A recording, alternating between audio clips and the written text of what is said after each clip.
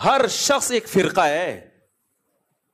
جو فرقہ واریت کے خلاف بات کر رہے ہوتے ہیں نا اکثر, سب نہیں, کچھ صحیح بھی ہوتے ہیں اس میں, لیکن اکثر کیا ہے, ان میں سے ہر شخص ایک فرقہ ہے.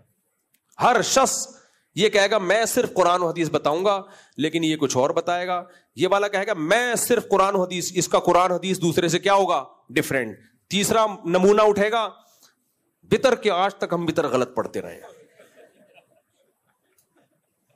آج تک ہم بتر کیا گھاس کھاتے رہے ہیں. یہ سارے جتنے بھی علماء پوری دنیا میں پھیلے ہیں, یہ سب کیا کر رہے تھے, گھاس. کوئی بات نہیں, توبہ استغفار کرو, اب حدیث کے مطابق پڑھو. اب وہ چپ بیٹھا ہوا ہے, میں نے جواب دیا نا, چپ. ایک نے حدیث بھیج دی مجھے کہ حضرت عطا کہتے ہیں نبی صلی اللہ علیہ وسلم نے 2 قعدوں کے بعد بیٹھنے سے منع کیا. وہ نہیں, نبی صلی اللہ علیہ وسلم 2 قعدوں کے بعد نہیں بیٹھتے تھے. میں نے جب حدیث دیکھی تو عربی میں تھا حضرت عطا نہیں بیٹھتے تھے اور ترجمے میں کیا لکھا ہوا ہے, پیغمبر صلی اللہ علیہ وسلم نہیں بیٹھتے تھے.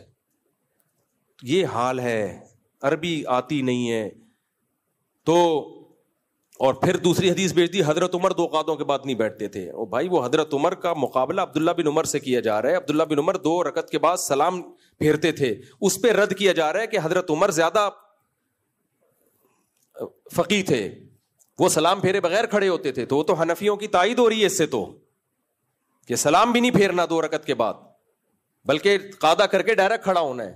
تو جس کا جو دماغ سے دیکھتا ہے حدیث کو اپنے اوپر فٹ کر رہا ہوتا ہے. یہ اختلافی مسئلہ ہے, 2 رکعت کے بعد سلام پھیرنا ہے کہ نہیں پھیرنا, اس کو ہم اختلافی مانتے ہیں. لیکن اس میں بھی جو جمہور امت جس پر چلتی چلی آئی ہے ان کی دلیل بہت مضبوط ہے. تو خیر ابھی یہ میرا اختلافی ٹاپک نہیں ہے. اقبال کہا کرتے, اقبال کا شعر ہے, پتہ نہیں کسی اور شاعر کا, ہر شاخ پہ الو بیٹھا ہے انجام گلستان کیا ہوگا. گلستان میں ہر شاخ پہ تتلیاں بیٹھی ہوئی نظر آتی ہیں نا, کیا خیال ہے؟ تو کتنا اچھا گلستان ہوتا ہے, اس تتلیوں سے پھل بھی پیدا ہو رہے ہیں, خوشبوئیں بھی, رنگینیاں بھی. کسی باغ میں گئے, ہر شاخ پہ الو بیٹھا ہوا ہے, باغ کی ایسی کی. تو اب کیا ہے, ہر چینل پہ مذہب کے نام پہ الو بیٹھا ہوا ہے.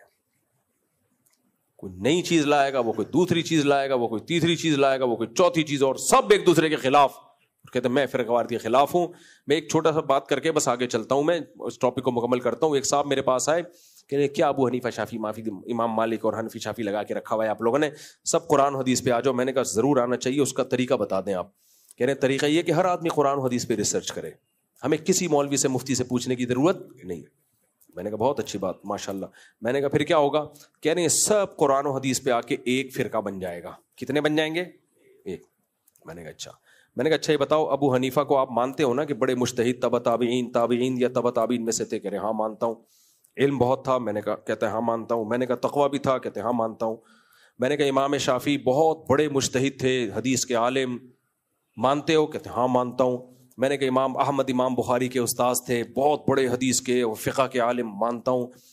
میں نے کہا امام مالک کا تو سبحان اللہ ان کی تو بہت فضائل ہیں, مانتا ہوں. میں نے کہا اتنے بڑے محققین جن کا علم بھی زیادہ, تقویٰ بھی زیادہ, اور ان کے علم اور تقوی پر پوری امت جمع بھی, انہوں نے تحقیقات کی تو 4 فرقے بن گئے. اور 1 ارب 22 کروڑ مسلمان جب تحقیقات کریں گے نا تو 4 سمٹ کے ایک میں نہیں آئیں گے, 1 ارب 22 کروڑ فرقے بنیں گے.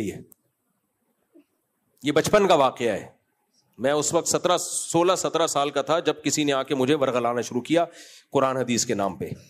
اس وقت میرے ذہن میں جواب آیا. میں نے کہا بھائی, اور کوئی ضد اور ہٹ دھرمی میں نہیں, واقعی اشکال تھا کہ اس کا جواب چاہیے مجھے.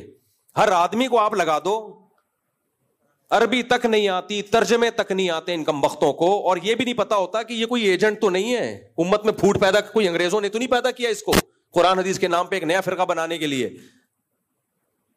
تو میں نے کہا ہر آدمی جب یہ گھسے گا, اپنی تحقیقات کرے گا, تو یہ امت ابھی شکر کرو اہل سنت والجماعت کے 4 مکاتب فکر ہیں, اور چاروں ایک دوسرے کو برحق سمجھتے ہیں, ایک دوسرے کا احترام کرتے ہیں, ایک دوسرے کے پیچھے نمازیں پڑھتے ہیں. فروعی اختلافات ہیں اور ہر ایک کے پاس کہیں نہ کہیں دلیل ہے. جب آپ کرو گے نا میرے بھائی, یہ امت کی ایسی کی تیسی ہو جائے گی, مناظرے بازی, ایک دوسرے پہ لان تان, الزامات, اور ہر شاخ پہ الو بیٹھا ہوگا, انجام گلستان کیا ہوگا. آج وہ نظر آ رہا ہے اپنی آنکھوں سے ہمیں. ایک اہل حدیث عالم کا کلپ کچھ اور چل رہا ہے, دوسرے کا کلپ کچھ اور چل رہا ہے, تیسرے کا کلپ کچھ اور چل رہا ہے, چوتھے کا کلپ کچھ اور چل رہا ہے. تو اور پھر اتنی شدت, کچھ معتدل بھی ہیں اس میں, اہل حدیثوں میں معتدل علماء بھی ہیں, وہ میڈیا پہ کم ہے, وہ ایسے معتدل ہیں وہ کہتے ہیں یار یہ بھی ٹھیک ہے وہ بھی ٹھیک ہے, یہ فروعی مسائل میں نہیں پڑھو, مشترکات پہ آ جاؤ, ایسے بھی ہیں ان میں. لیکن میجورٹی کا کیا حال ہو رہا ہے؟ میجورٹی کو آپ دیکھو, یہ ایکٹنگ کر کر کے, یوں کر کے سر اٹھانا, وطر غلط پڑھتے رہے, اب چپ بیٹھا ہوا ہے, جواب ہی نہیں.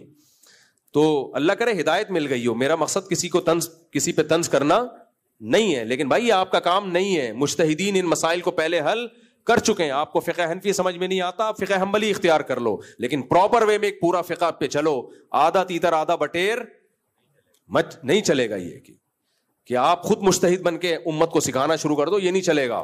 پہلے تو جب اسلامی خلافتیں تھیں ایسے لوگوں کو پکڑ کے جیل میں ڈال دیا جاتا تھا.